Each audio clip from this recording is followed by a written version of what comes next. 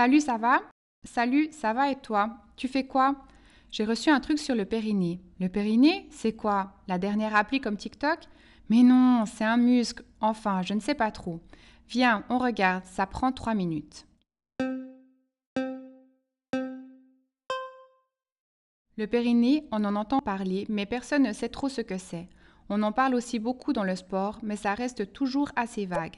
Alors, chères sportives, chers sportifs, chères entraîneuses et chers entraîneurs, je vais tenter de vous expliquer brièvement ce que c'est, pourquoi il faut y faire attention et ce que l'on peut faire si on a des soucis. Si vous êtes assis, restez ainsi, et si vous êtes dans une autre position, asseyez-vous. Venez enfoncer une fesse après l'autre dans le siège. Allez, jouez le jeu. Vous sentez les deux bouts d'os? Ce sont vos ischions. Maintenant, basculez votre bassin d'avant en arrière. Vous sentez à l'avant le pubis, cette partie dure osseuse, et à l'arrière le coccyx, soit la fin de votre colonne vertébrale. Au centre, nous allons retrouver nos parties intimes avec en avant les zones intimes et à l'arrière l'anus. Maintenant, imaginez un trampoline entre ces 4 repères. Ce trampoline est le plancher pelvien ou votre périnée. Donc, filles et garçons, femmes et hommes ont un périnée. Vos trampolines sont formées de muscles élastiques qui soutiennent vos organes. Si on regarde de profil, nous voyons que notre trampoline soutient nos organes génitaux que l'on peut imaginer comme des ballons de baudruche, avec la vessie suivie de l'utérus pour les femmes et enfin le rectum.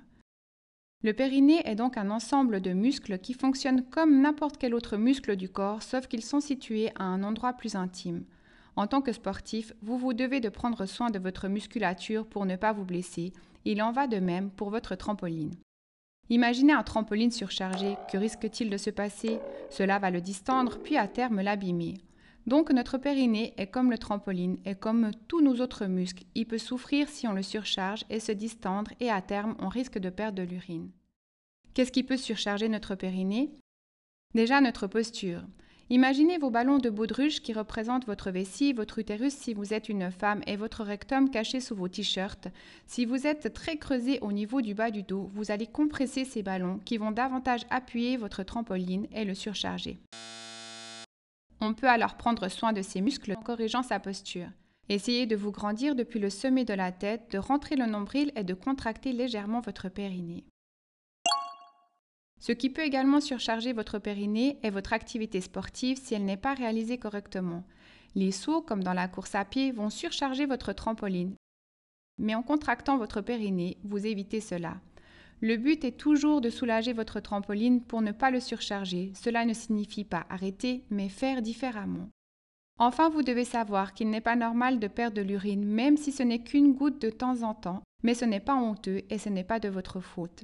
Surtout, retenez que cela se rééduque comme tous les autres muscles de votre corps qui peuvent souffrir de votre activité physique. Il faut en parler à vos parents, votre entraîneur ou à votre médecin.